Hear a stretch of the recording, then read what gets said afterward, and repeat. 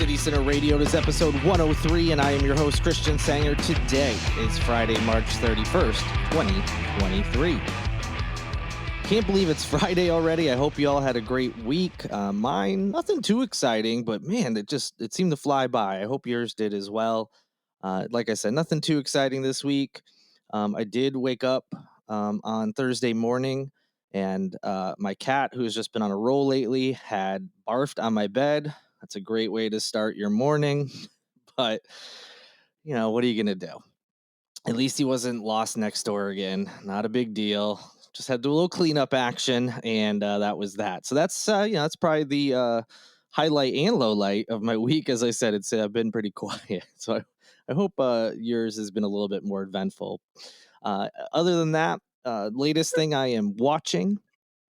It's actually an old series. It's a 4-episode documentary on Showtime about the Wu-Tang Clan. It is called Wu-Tang Clan of Mics and Men.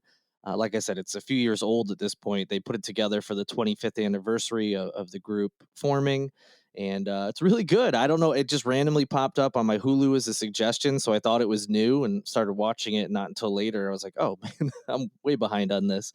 But anyway, it's really good.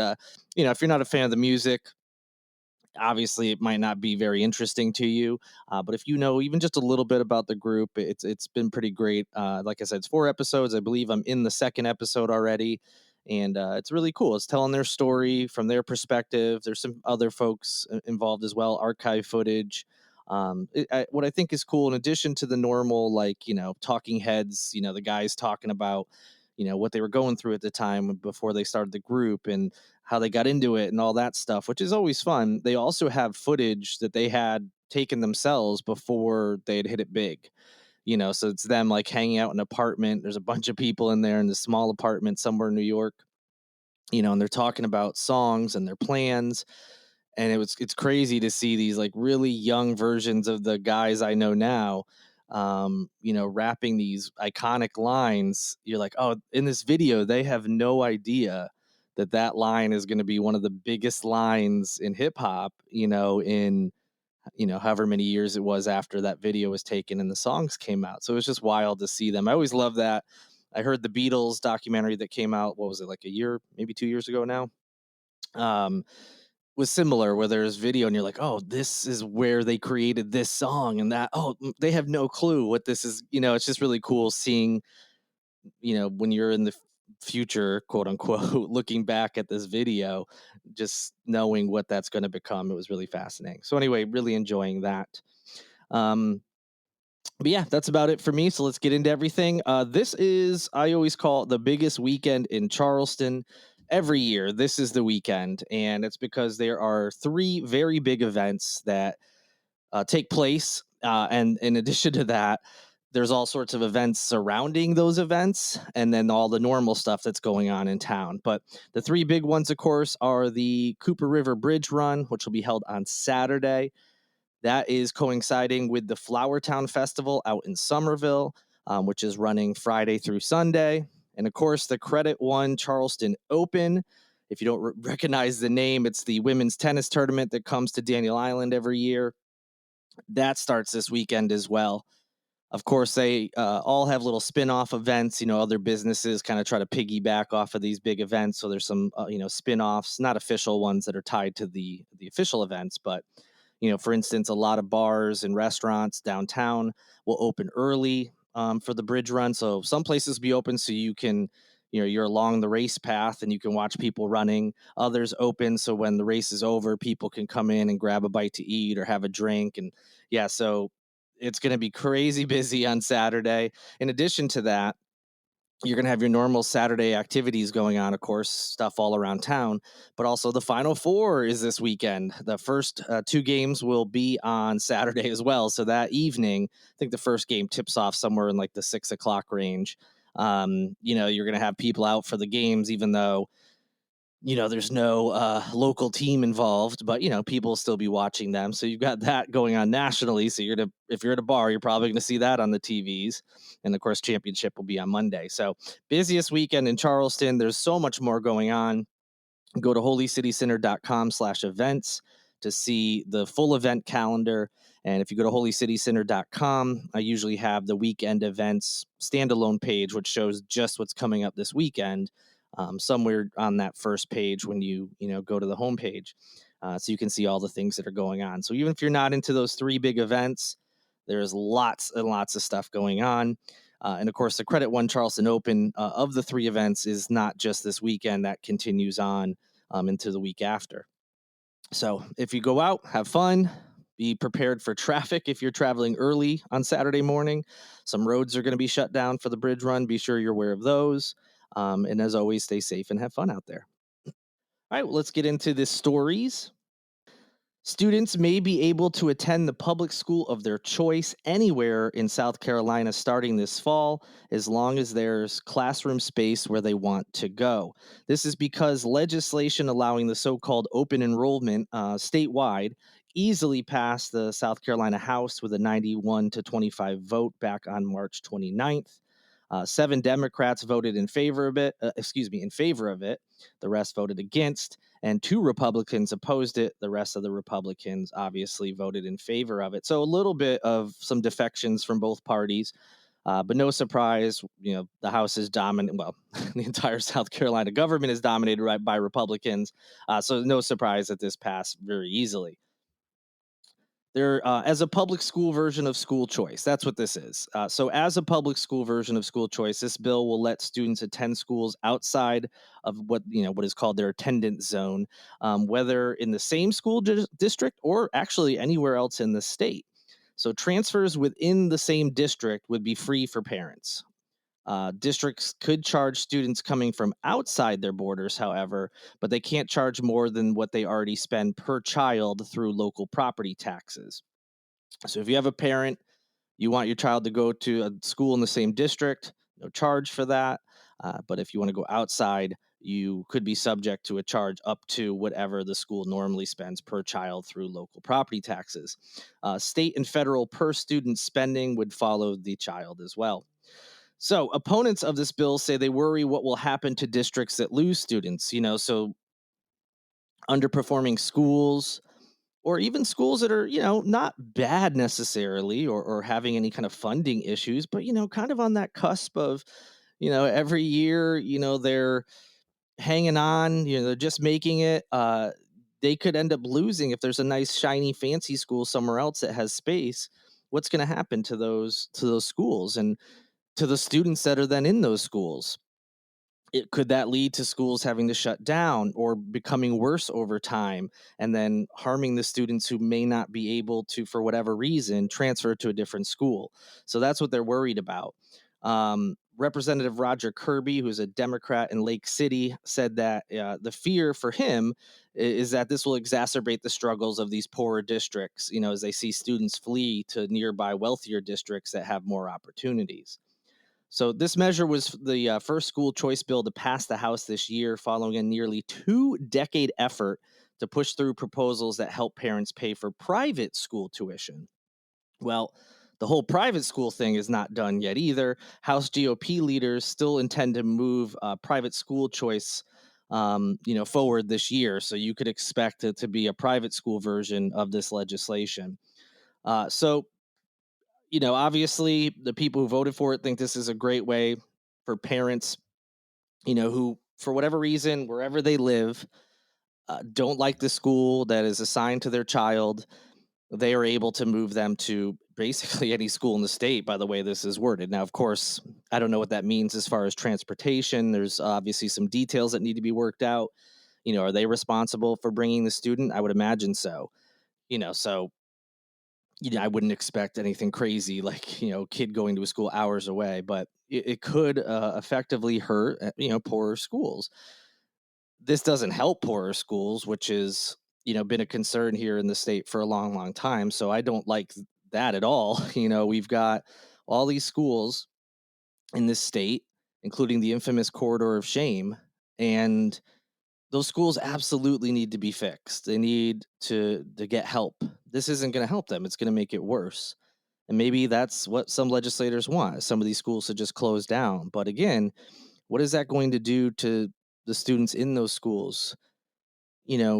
Again, for whatever reason, if It all depends on the details, of course, the final details. So if you say you want to send your kid to a different school in your district, again, does that mean that you have to provide transportation to them? Will some schools provide transportation for schools that live outside the normal district, maybe to a certain, mileage degree? So what if there's parents who this was it, like they had to have transportation for their kid to this closer school, and then the school closes? Obviously there'll be some kind of fix, I would hope, for them, and but then you have to worry about overcrowding. And then schools that you do have funding now all of a sudden are going to be overcrowded. And so there's a lot of things that are concerning that I think need to be discussed. But this whole push for parental rights, and parents should have the choice of what their kids learn in schools, even if what they're learning is not true, or widely important context is left out because we don't want our kid to learn about it. All this school choice is all under this whole parental rights push umbrella, that is going all across the nation, which we've talked about before. So, not sure this is the best. I totally get the intent. You know, you want your kid to go to the best school possible, and yeah, it would be nice. If you can't afford a private school, which is what some people will do, or if you can't homeschool, which is what some people will do if they don't want their kid to go to a specific, whatever the public school is in their district. Those two options aren't available to everybody. So I get how this could make sense, and why, as a parent, it would be nice to have options. But as usual, um, a lot of people aren't thinking about the bigger picture and what that means for other people in this state. So, it appears to be well on its way. I would not be surprised if the private school push goes through, where they would provide tuition basically to certain families who want to go to a private school, and what damage this is going to do to public schools in general, but also, like I said, very specific public schools in certain areas of the state. We'll certainly keep you posted as it moves forward. All right, going really close, Charleston County. We're going to bring it from state scope right here to the Charleston area. The Charleston County School Board, you may remember, had a proposal on the table that will allow prayer before meetings. They were set on Monday during the Charleston County School Board of Trustees meeting to vote on whether or not to actually allow prayer before school board meetings. The policy amendment that was proposed adds the option for board members to open meetings with like a non-denominational prayer. Remember, you may remember from last, or not last episode, but the previous episode where this is discussed, certain terms were not to be used, um, even though they were allowing certain words that were very much associated with Christianity, so thus kind of defeating the purpose of making it feel like it was non-denominational. But nonetheless, that was what the wording was, and they were going to vote for it on Monday night, but that vote was indeed postponed. This would have been the policy second reading. The first reading occurred last month, and it passed narrowly, which with a vote of 5 votes in favor and 4 against. So tabled again, you know, and as I discussed before, not sure how appropriate it is to have that kind of thing in a school board meeting, but at this moment, still not in place. And as usual, I'll keep you updated. Back to state legislature, Democrats at the South Carolina State House have introduced new bills to combat the current legislation that allows the death penalty for abortions. On Wednesday, Senator Brad Hutto, a Democrat from Orangeburg, and Representative Heather Bauer, a Democrat from Richland, introduced House Bill 4178 and Senate Bill 683 to remove what they call an archaic provision of South Carolina's law, which criminalizes people who control their abortions. The bills would cancel out Section 444180B of state code that imprisons people who have abortions, and it also included a penalty of up to 2 years. The bills go directly against a bill that was introduced earlier this month by 15 House Republicans, the so-called South Carolina House Freedom Caucus. That bill looks to make people who get abortions subject to homicide laws, including the death penalty. I'm sure you remember me talking about that in a previous episode. Representative Bauer said that people need health care, not handcuffs. And then went on to say that her and her colleagues may have a range of opinions about abortion, but we can all agree that we don't want people to be put in jail for having abortions. She went on to say most people who have abortions have already given birth to at least one child, so threatening them with an arrest, jail time, and a criminal record doesn't just hurt them, it hurts their family and community. Senator Hutto and Representative Bauer's bills would also prevent the arrest, like the one you may have heard about, the Greenville woman who was charged with allegedly inducing an abortion by taking medication. She ended up, as I just mentioned, getting arrested for that. And to put this in perspective, South Carolina is currently one of just two states in the country with a law that permits the prosecution of pregnant women for self-managing an abortion. So, just putting in perspective where South Carolina is, as usual, leading from behind. We'll keep you posted on that bill as well. And finally, two controversial bills that have been challenged by state LGBTQ advocates and community leaders as being harmful to the health of transgender youth will unfortunately advance closer to the Senate chamber following a vote on Wednesday. Lawmakers in the state's Senate Medical Affairs Committee subcommittee voted 4-3 along party lines to advance two bills.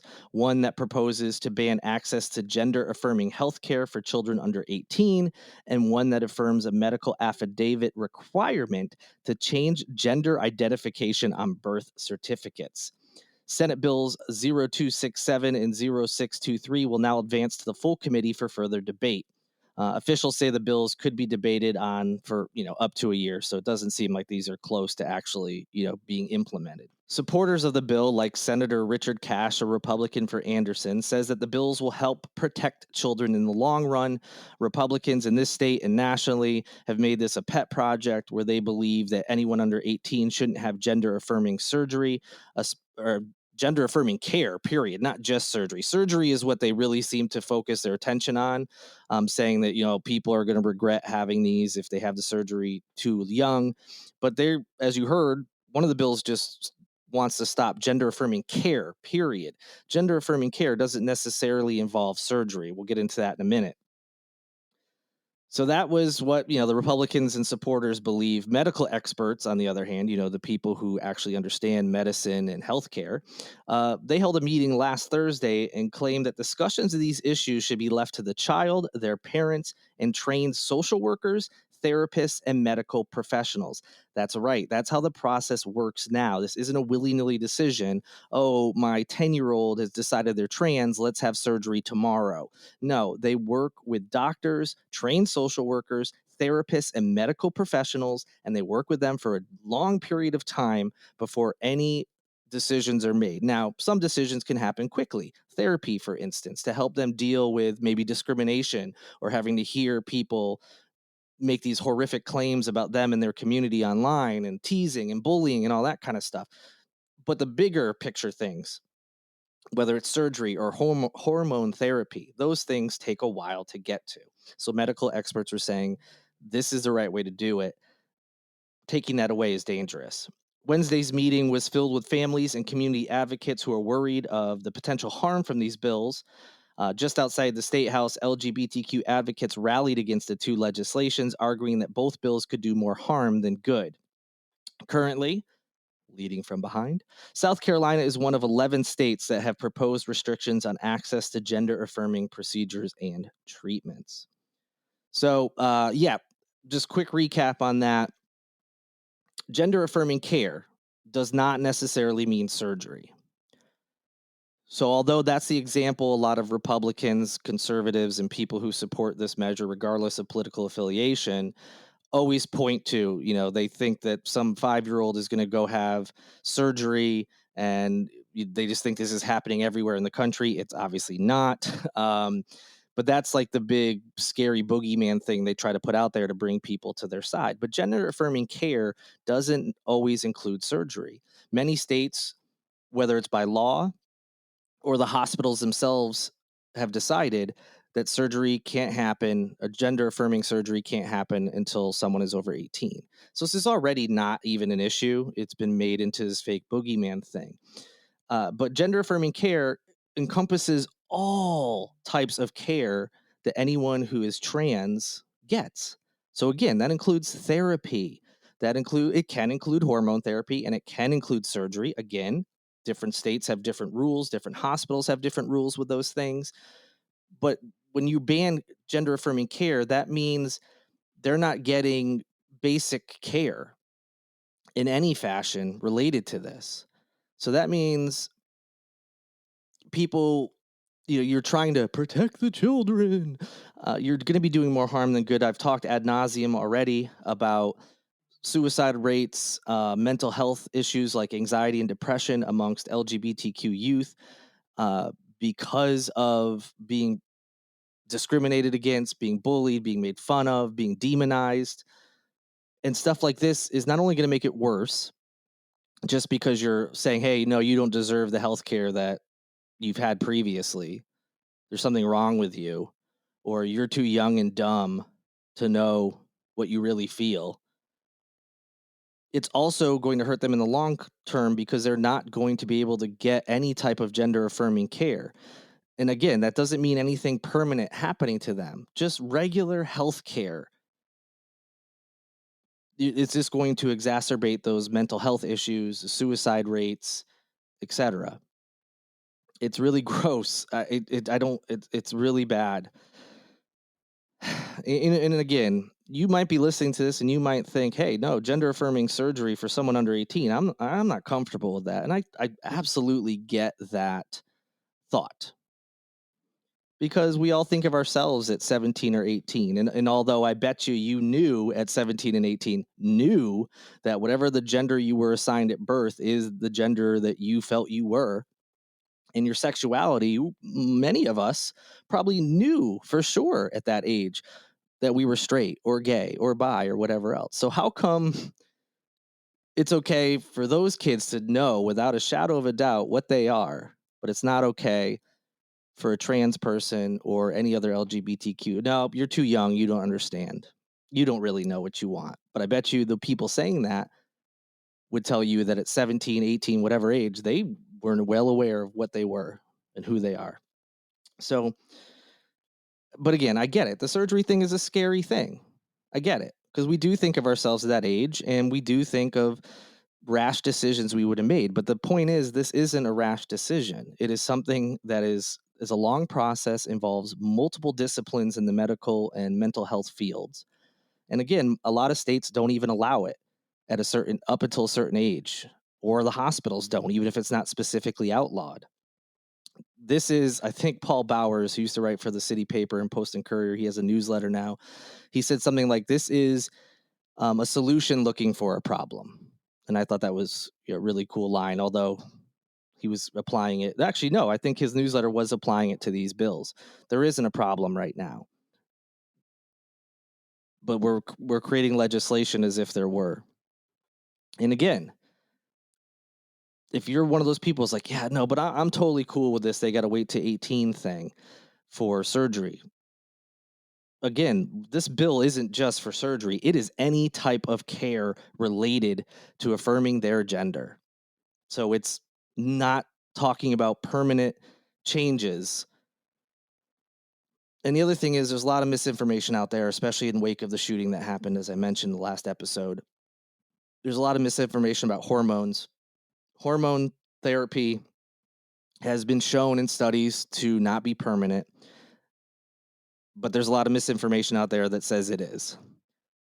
Okay, maybe more studies need to be done. I have yet to see a reputable study say that it's irreversible.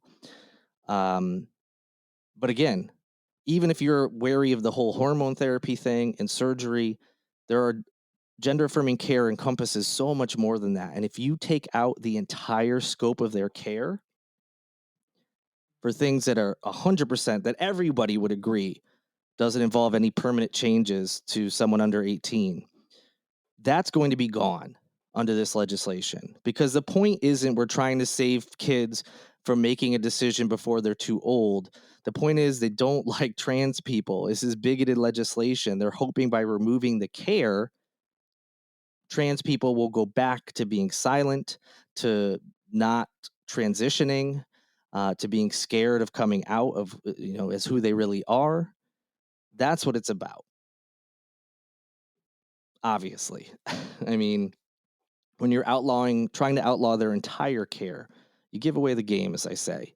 It's always the devil's in the details with these things. Even if you agree with the big scary thing that they put at the front of the legislation to try to get everybody on board, it's the details further down in the bills that show you what the real intent is and the real damage that can be done. We'll keep you posted on all of those. There'll also be links in the show notes so you can read more about these. You can also look up the bills by their bill number so you can read it for yourself and make your own determination on what you believe. And be sure to reach out to your state legislators and let them know what you think. That'll do it for this episode of Holy City Sinner Radio. I hope you had a great week. I hope you enjoyed the episode. I'm already anxious and excited to talk to you on Monday. Just so many days in between the Friday episode and the Monday episode. It's tough for me. I miss you guys. Hope you have a great weekend. Be sure to root for those UConn Huskies in the men's Final Four. I know a lot of you will be cheering for the Gamecocks on the women's side. But hey, there's no South Carolina team. Jump on our bandwagon. We're cool with that. Cheer on those UConn Huskies. I'll be amped and excited all weekend. Hopefully they'll win on Saturday and make it to the championship, and hopefully we'll be hoisting. Yeah, that's right. I went to school there, so I get to say we, right? We'll be hoisting the men's 5th championship trophy. It would be the 16th overall, as the women have 11. Some schools are just better at basketball than others. Storrs is the basketball capital of the world. Okay, I'll stop the trash talk. I probably just jinxed the whole thing. Just so excited for the games. Anyway, thank you to Lindsay Marie Collins for producing each and every episode with LMC Sound System. Thank you to Tyler Boone, whose music is in each and every episode. Thank you to all of you for listening. If you want to support the show, go to holycitycenter.com/shop, where you can buy merchandise, or go to patreon.com/holycitycenter. Also, be sure to like, review, subscribe, whatever you can do involving this podcast on whatever platform you're listening. All that helps out as well. Enjoy your weekend. Until I speak to you on Monday, good night and good luck.